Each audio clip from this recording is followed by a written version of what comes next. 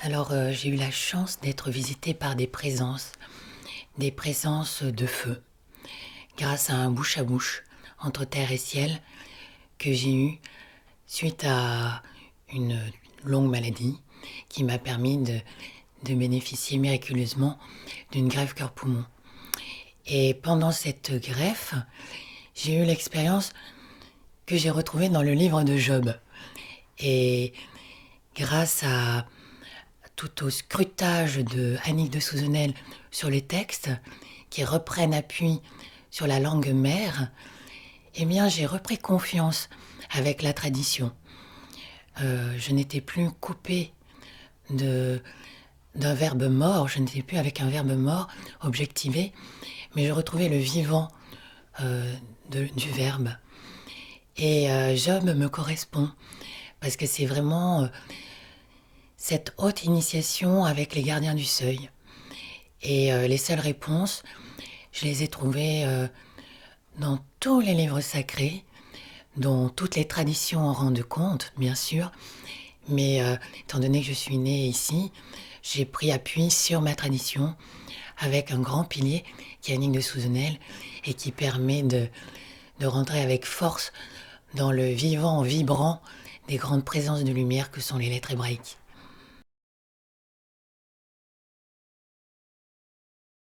Alors Annick, elle m'a sauvé la vie parce que même si les chirurgiens avaient fait un travail admirable sur moi, ça n'a pas suffi parce que personne ne répondait à mes questions de feu, mes questions existentielles.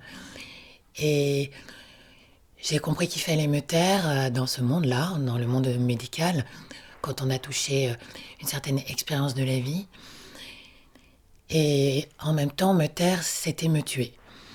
Donc, au moment peut-être le plus tragique, quand les psychiatres s'en mêlent, quand ils voient bien qu'on a touché quelque chose qui n'est pas tout à fait dans la norme, eh bien, j'ai eu la chance de voir passer une vidéo d'Annick de Souzenel devant ma tablette, en fait.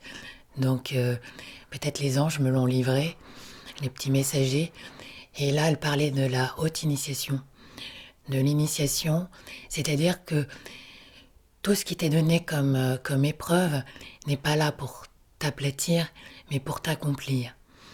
Et que tous nos adversaires, parce que c'est de rudes adversaires avec qui j'ai combattu, je dis avec et non contre, parce que c'est vraiment la clé, j'ai combattu avec ces adversaires pendant mon coma.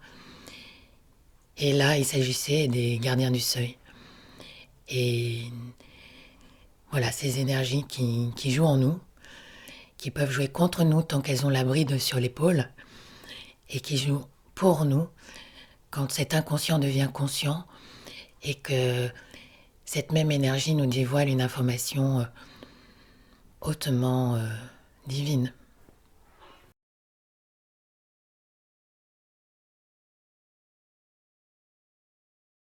Alors les lettres, évidemment, j'ai envie de les partager parce que quand on sent que ça nous a ressuscité, on a envie que ça rende vivant tout le monde. Parce qu'on n'est pas tous vivants. Il y a beaucoup de morts vivants. Et c'est vrai que j'ai même compris que ces lettres m'amèneraient à rester vivante jusque dans la mort. Donc c'est vraiment le socle de toutes les traditions, que ce soit dans l'Inde, que ce soit avec le Tao, mais avec les lettres hébraïques, pareil. Euh, j'ai voulu la transmettre à des groupes qui étaient au départ un peu des cobayes, parce que je ne savais pas si j'en avais l'envergure de transmettre ces lettres de feu. Et on sait combien les gardiens de ces lettres ont œuvré pour donner leurs secrets petit à petit, parce que l'information arrive quand on est prêt. Et comme dirait Annick, l'information ne nous viole pas. Elle arrive à mesure où l'on est prêt de la recevoir. Et je ne savais pas que si je commençais à ouvrir le message que j'ai reçu, étant donné que on n'a pas tous eu la même expérience, on a chacun sa propre expérience, est-ce qu'elle parlera à l'autre? Et en réalité, j'ai eu ce très beau message qui m'est arrivé à la suite de mes stages de comprendre que nous étions tous les uns dans les autres et que, en fait, mon petit feu personnel alimentait tous les autres feux et à tous nos feux, nos multiples feux, nous reformons le feu unique. Donc il n'y a pas d'erreur. Voilà. Et s'il y a une erreur, je sais qu'en touchant à ça, les sanctions sont directes. Donc je sais que ce sera parfait.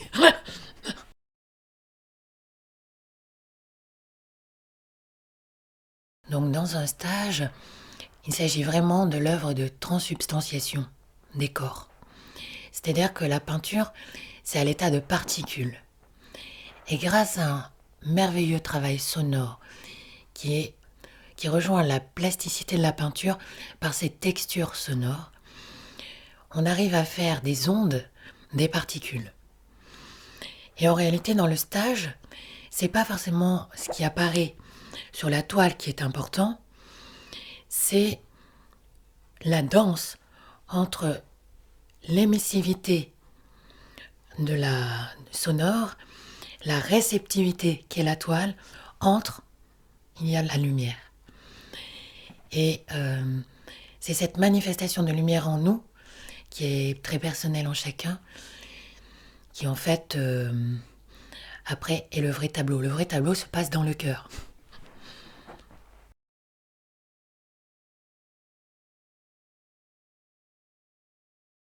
Le travail proposé dans ces stages, c'est une mise en abîme. C'est une descente où l'on fait un saut cul par-dessus tête dans un fond qui se révèle sans fond. Parce que notre terre promise est au fond de nous. Et elle est en transperçant tous ces voiles, toutes ces images taillées, toutes nos certitudes et surtout toutes nos sécurités. C'est accepter de se désécuriser, accepter de sauter vers l'inconnu, accepter de se perdre pour se trouver, accepter de tout perdre. Et donc c'est des descentes difficiles, parce qu'on est face à nos peurs, on est face à beaucoup de nos démons intérieurs, et c'est fait exprès, pour que chacun puisse nommer cette ombre.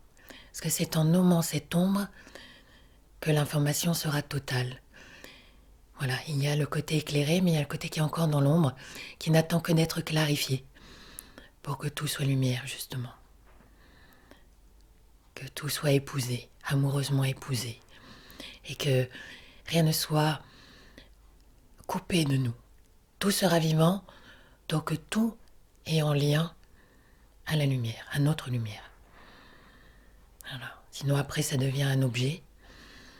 Et dès qu'on objective les choses, c'est ce qu'on a fait beaucoup avec nos textes sacrés, en découpant malheureusement, malencontreusement aussi le verbe, eh bien on a perdu le vivant.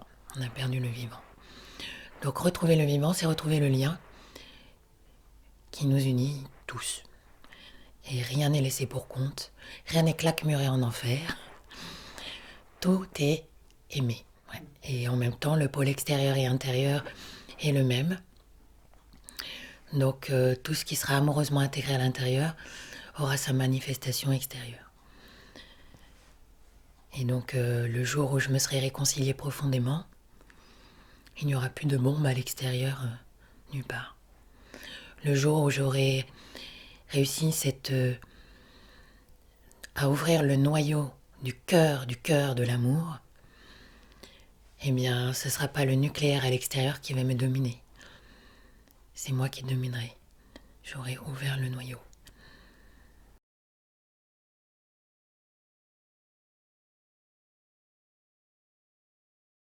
Lors du stage à Vézelay, à la Pentecôte, oui. Lors du stage à Vézelay, en Bourgogne, lors de la Pentecôte, nous allons faire la haute initiation de pénétrer cette grande basilique qui est comme un corps allongé, mais un tombeau vide parce qu'il est plein d'énergie. Et donc c'est une haute initiation de retournement pour pénétrer notre féminin de l'intérieur, cette ombre qui n'attend que d'être vue. Et voir, c'est déjà agir.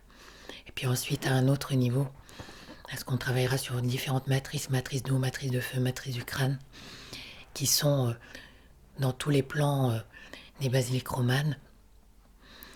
Eh bien, quand nous aurons pénétré ce féminin de l'intérieur pour identifier tout cet inconscient qui joue contre nous, nous pourrons alchimiser en Christ cette énergie qui épouse tous nos contraires. C'est en fait une synthèse de lumière en somme. Tous nos contraires sont embrassés. Donc c'est toujours réconcilier dans la fosse de son cœur tous les lions, tous les tigres, tous les dragons. Et c'est vrai que quand on voit le tétramorphe, où l'on retrouve les vivants, les grands vivants, que sont le taureau, l'aigle, l'homme, l'ange et le lion, ils sont ailés, ils ont tous des ailes. Parce que ça y est, on monte en vertical cette information subtile. Et c'est cette même information qui, quand elle déferle à l'extérieur, peut répandre le sang. C'est exactement la même. Et quand elle prend sa direction verticale, eh bien, voilà, elle a des ailes et puis elle nous aile parce que notre vie est complètement différente. On ne vit plus d'une manière consommatrice, on est en communion. Et c'est cette deuxième naissance en esprit, en vérité. Donc ce lieu qu'est la basilique nous offre vraiment un haut lieu d'initiation pour ressentir que la deuxième naissance, elle est en esprit, en vérité.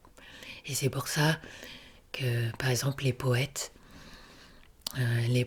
et dont une poétesse de Vézelay, qui s'appelle Marie-Noël, a écrit sur l'une des cloches de la basilique « Je suis du Christ au Christ, à la racine de mon cœur ». Voilà.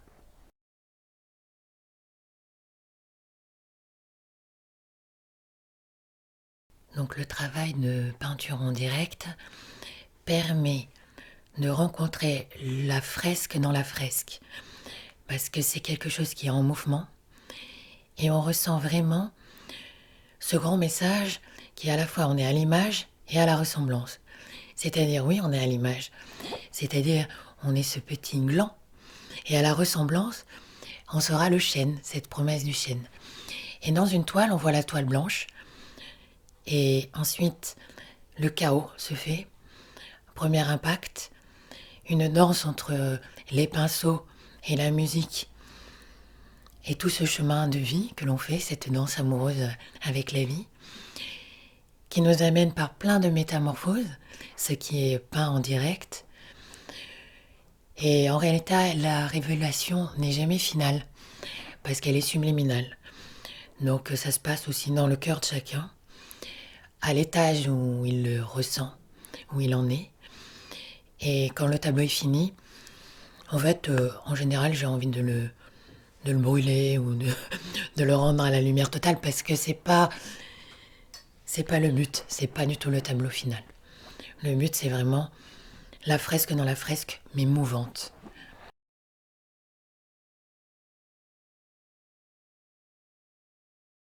Grâce au travail sonore, cette peinture est encore plus, elle est beaucoup plus esprit en fait, parce que le mental ne peut pas venir, étant donné que le musicien avec moi est sur le même fil funambulesque. C'est-à-dire que tantôt c'est lui qui me dialogue, je lui réponds en peinture, tantôt ma peinture lui fait ce petit murmure de couleurs qui l'incite à jouer, à vibrer les ondes de ma peinture. Donc c'est un dialogue, c'est une écoute profonde, c'est comme une méditation, c'est Et c'est un mouvement, c'est le pneuma, c'est vraiment le souffle.